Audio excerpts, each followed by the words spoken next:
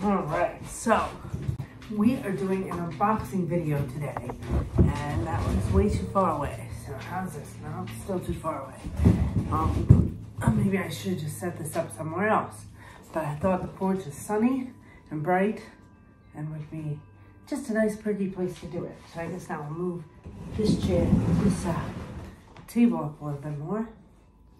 So the rocking chair is here. What is the dog doing? The dog has her head in the cat crate. We just got home from our weekly cat meet and greet event. If you're looking for a cat, the Fifine Urban Rescue and Rehab has their weekly display of cats at PetSmart.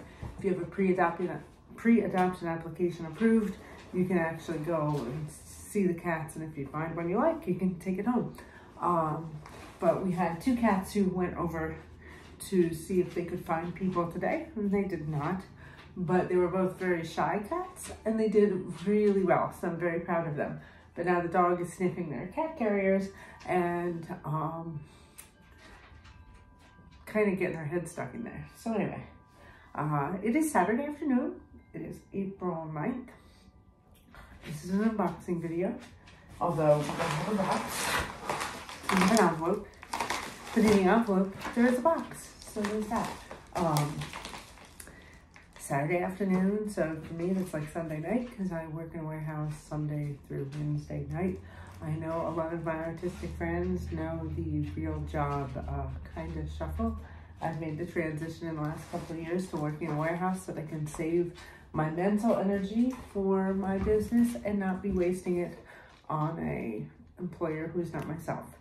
So I'm feeling a little like lethargic, not really looking forward to going to work tomorrow, but at the same token, the day goes quickly enough. So I stopped and I got myself a Diet Coke at McDonald's. If you don't know my dog Bean, well, my daughter's dog Bean, I should say, this is Bean. Bean will be 2 years old in August. She is just another rescue in this house, huh? So yes, so for my business, Creation Phoenix Publishing, which I have, my art director is Gail, and I have a photographer, Joan, and I have an editor, Nancy, who does a lot of work on poetry. So there's a bunch of us working together. There's some other people that help me out quite a bit too, maybe not quite with as many hours as Nancy and Gail and Joan do, but Daryl Parry, our resident poet, does some proofreading for us. Some of my neighbors have even pitched in to be readers and to help spread the word a little bit. But this is a purchase that I made for business.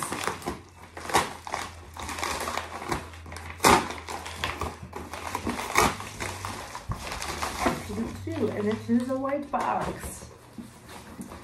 So I got a microphone to go with my computer because I hope to be going on to some podcasts coming up. I'm scheduled to be on potentially 2 podcasts, although neither has confirmed, although both are kind of in process. But also I thought it would be wonderful if some of our Zoom events and online events that we host, we had some better sound for, especially if we're going to record and maintain it. I've also been toying with the idea of a podcast. We do have something up on Spotify. I call it Season 0 because we've just been experimenting. Although in my notebook, I have mapped out ideas for an entire first season. And I know there's a trend right now for people to release their first audiobooks on YouTube or as podcasts so that people can get those for free, and it's a use of the publisher's backlist. Well, I was wondering if we should kind of combine some of these items and do a podcast that might be half audiobook in the beginning, reading a section of one of our books, because right now we don't have a strong backlist for our authors. We only have 7 books total for the whole company. So if we read snippets from each of those books, and then for the second half of the podcast, say like 20 minutes in, we had a discussion of craft or why the author picked something, or just some people talk about the text. I don't know exactly, but I went through and I did some brainstorming for each of the books that we have and how that could work together. And also I have asked if our poets would consider doing some readings and just recording a couple of their poems. I don't know if I mentioned this already or not, But one of my editors, probably my right hand when it comes to editorial stuff, is Nancy Scott, and she is a poet and an essayist, but she's also blind. And so having some of her material as audiobook, we understand the importance of that. The problem is, as a small press, audiobooks often start at like $5,000 to hire a narrator.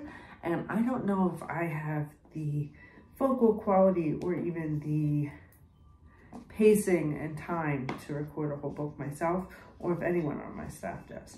So anyway, all of these ideas are part of the reasons why I thought I would invest in a microphone, because even if we're just getting interviewed on other people's material, a microphone would improve the quality so much and make it easier to listen to for the end user. And since we are a business and I have all of our profits in a business account, it seemed time to start investing back in the business. So yeah, originally I had done some research and read some articles about the best external microphones to attach to your computer and the different types, bi-directional, one-directional, condenser versus, what was it, cardioid or something, I don't know. But then I realized that my Macintosh being one of the newer Macs, I don't have USB ports anymore. I have USB-C ports.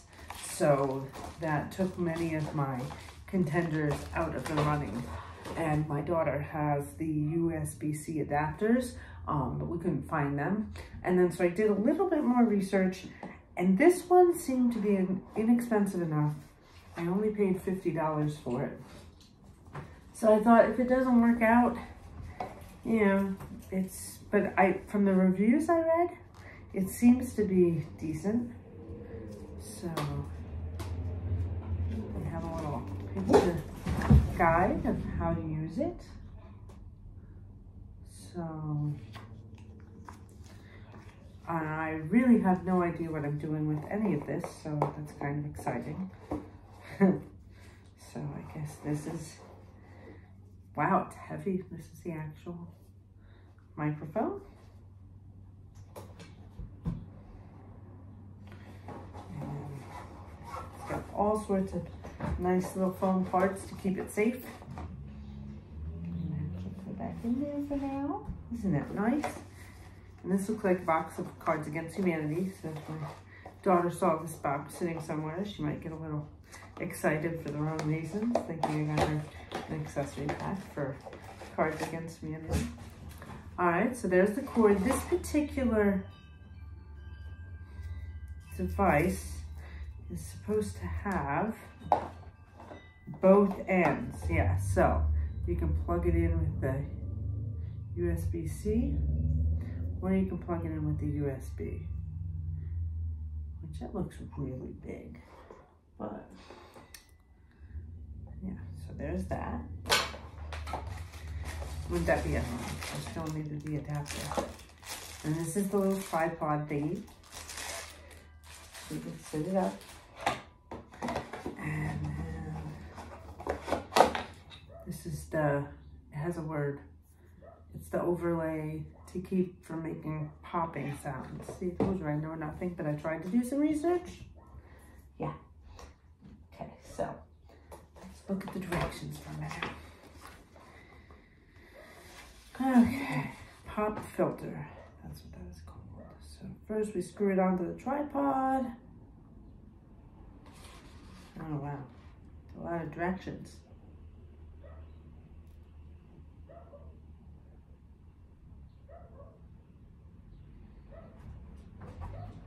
I'm just reading here, sorry to be so boring.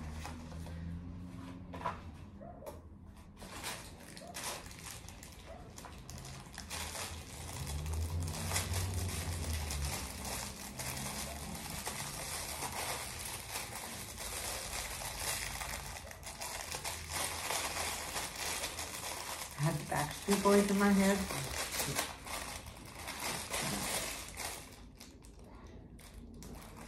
There's a little tripod thing. It's so cute. Right, I'm going to put that in the box or bag. Since I'm turning it clockwise. Oh, I see. Okay. Oh, all right.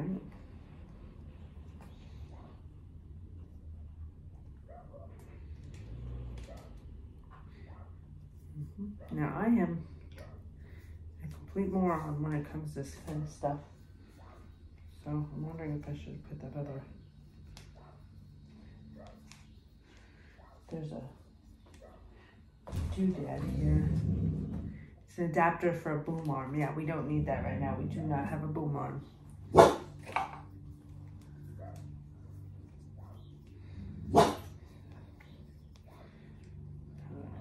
there's that. I guess we tighten this up. Put this over here.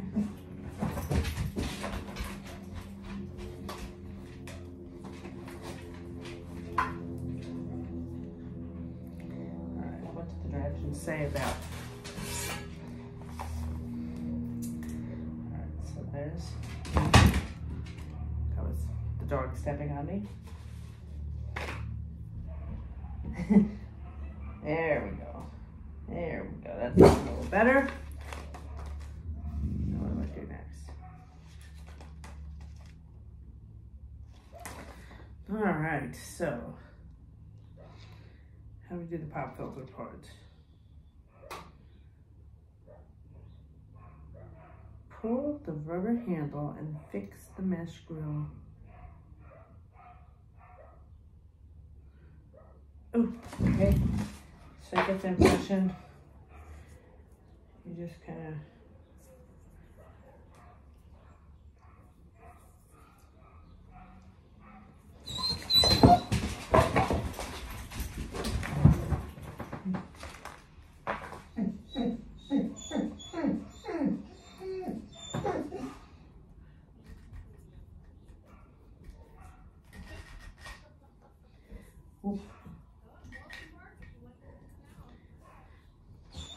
Alright, I think that's all that does.